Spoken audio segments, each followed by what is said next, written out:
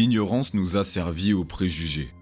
Pierre Larousse, La lexicologie des écoles de 1857. Bonjour à tous, j'espère que vous allez bien. Aujourd'hui, nous allons nous attarder sur un point important car il s'agit là du seul et unique argument, mis à part la mauvaise foi évidemment, qui est utilisé pour contredire les chercheurs de vérité et les lanceurs d'alerte. Cela reste un frein à la vérité, et pourquoi agissons-nous si ce n'est autre que pour elle, afin d'atteindre un objectif, soit notre liberté, et voir les traîtres, ceux-là même qui sont coupables de notre condition, être condamnés. À l'heure où les médias font l'apologie de la pensée unique, uniformisée et normalisée, aux frontières de la pénalisée, il est de notre devoir de savoir et non de croire, et comme dirait George Orwell, à une époque de supercherie universelle, dire la vérité est un acte révolutionnaire. À défaut de tout savoir, des questions se posent, mais des réponses s'imposent, et elles ne peuvent se satisfaire d'un simple revers de manche, bien au contraire. Et s'ils sont aussi sûrs d'eux-mêmes, défions-les à nous répondre. Voilà pourquoi nous ne pouvons plus tolérer de voir notre pensée, notre libre arbitre, notre sens critique ou encore notre discernement être réduits à une simple pathologie. Mais je garde espoir, car l'éveil se propage bien plus vite qu'ils ne le croient et leur plus grande faiblesse reste l'idée qu'ils se font de nous. Alors laissons-les croire qu'ils ont raison. Mais attardons-nous rapidement sur la sémantique des mots en nous reposant sur le Larousse, et je l'utilise pour confronter nos détracteurs à l'irréfutable et à leurs propres contradictions. L'ignorance nous a servi aux préjugés, et un préjugé se repose en l'occurrence sur l'absence de discernement et d'impartialité, car ils portent un jugement de valeur et c'est ce qu'ils font. Ils nous jugent constamment sans nous connaître et généralement en notre absence. Et les absents ont toujours tort car ils ne peuvent pas se défendre. Pratique. Ils font de nous des sujets de discussion car sans nous, ils n'existent pas. Pierre Larousse dit également que le mensonge inspire de la défiance.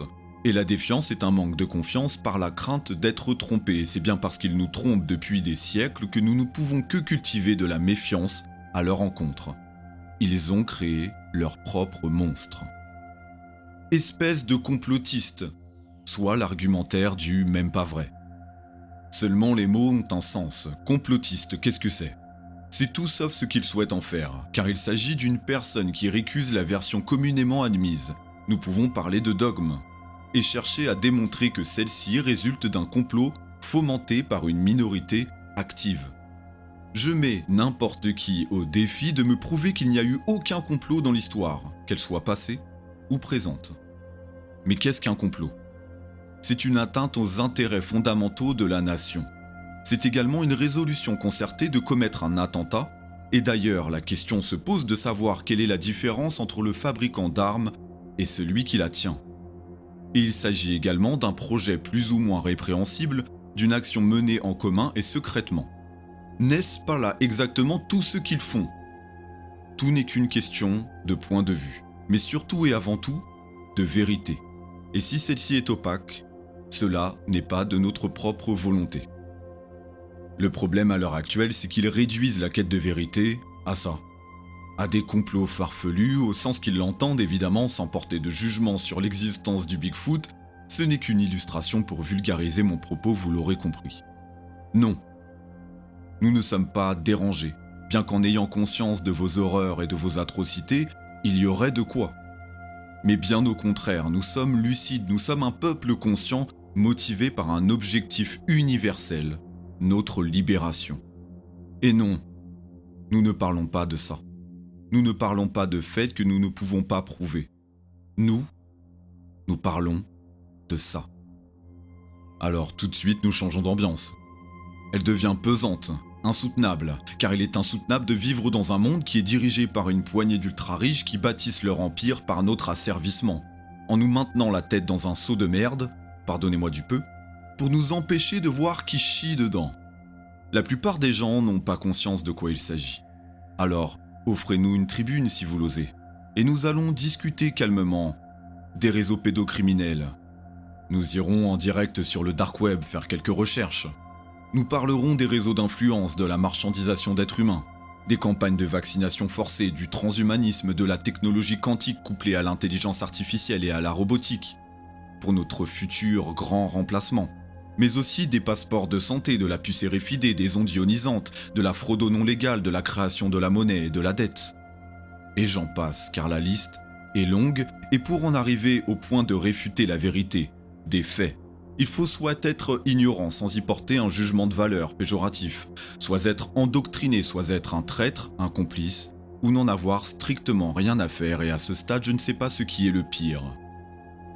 Il s'agit là de notre avenir, non celui de quelques-uns, et nous n'avons pas à faire l'objet de leur réussite si tant est que nous pouvons l'appeler ainsi, en devenant les esclaves de leurs projets.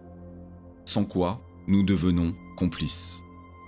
Voilà pourquoi nous souhaitons la vérité. D'autres avant nous ont œuvré et continuent d'œuvrer dans ce sens, merci à eux. Et si toi, là, qui m'écoutes, tu fais partie des sceptiques, je t'invite à découvrir le travail de Serge Monast, le film Snowden qui retrace l'histoire de son lanceur d'alerte, et de t'intéresser à Wikileaks, dont Julian Assange est un des fondateurs.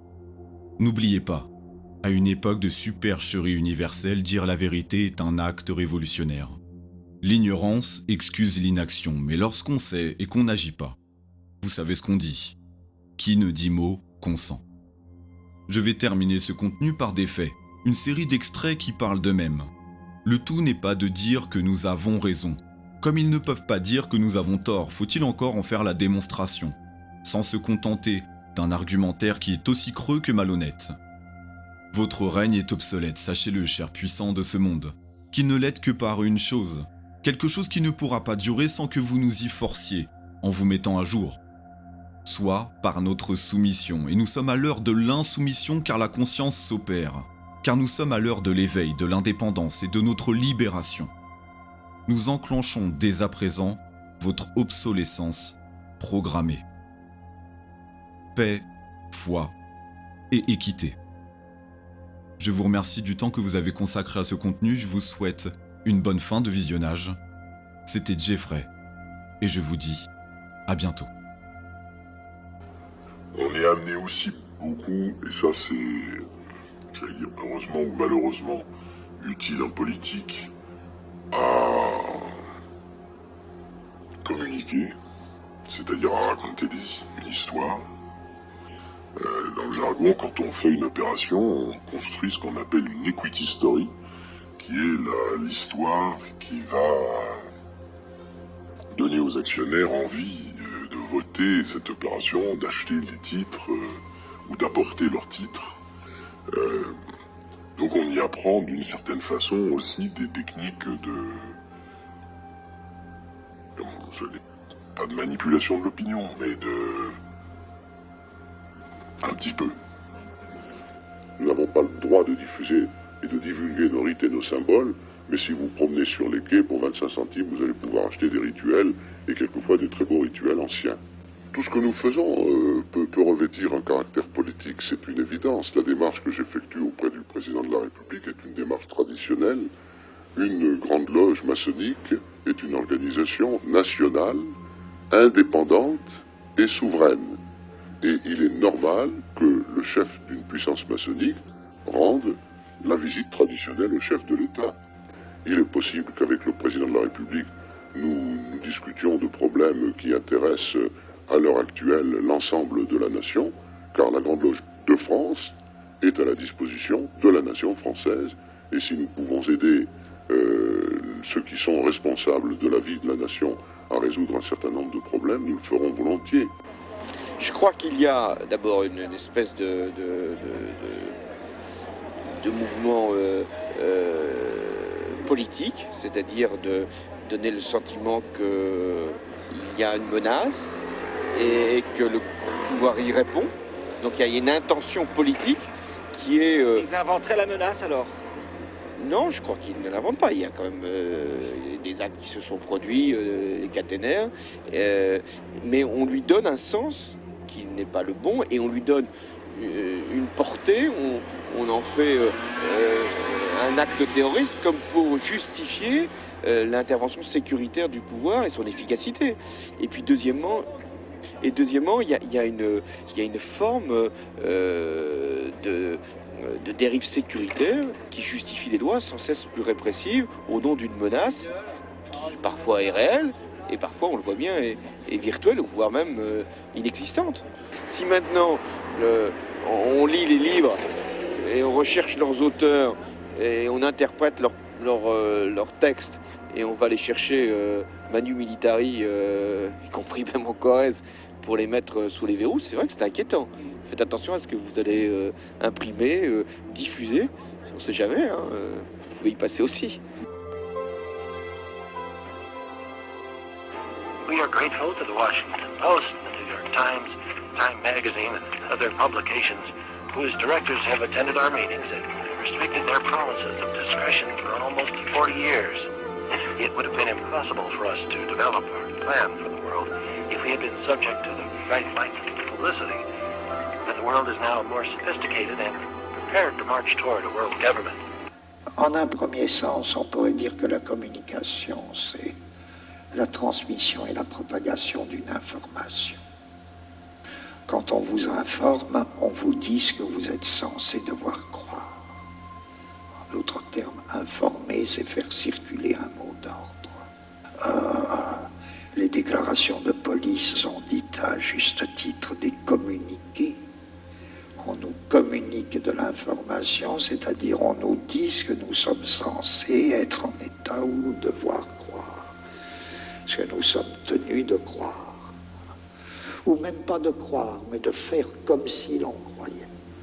Et c'est vrai que nous entrons dans une société qu'on peut appeler une société de contrôle. Mais nous savons déjà que nous sommes dans des sociétés d'un autre type, qu'il faudrait appeler ces Burroughs qui prononçaient le mot, et Foucault avait une très vive admiration pour Burroughs. Burroughs proposait un nom très simple de contrôle. Nous entrons dans des sociétés de contrôle. Ceux qui veillent à notre bien n'ont plus besoin ou n'auront plus besoin de milieux d'enfermement. L'information, bon, c'est le système contrôlé des mots d'ordre. Ce qu'il faut constater, c'est que, il me semble, jamais la contre-information n'a suffi à faire quoi que ce soit. Aucune contre-information n'a jamais gêné Hitler. Non, sauf dans un cas. Et quel est le cas? C'est là que c'est important. Ma seule réponse, ce serait la contre-information ne devient effectivement efficace que quand elle est. Et elle l'est par nature, donc c'est pas grave que quand elle est ou devient acte de résistance.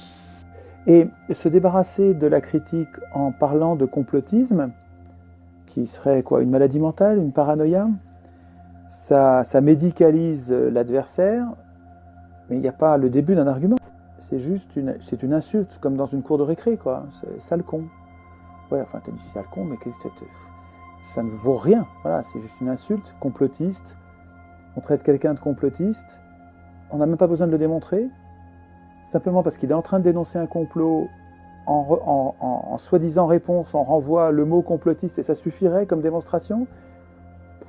Je disais, revenez avec des arguments, mais pour l'instant, ça vaut rien, quoi. Hein.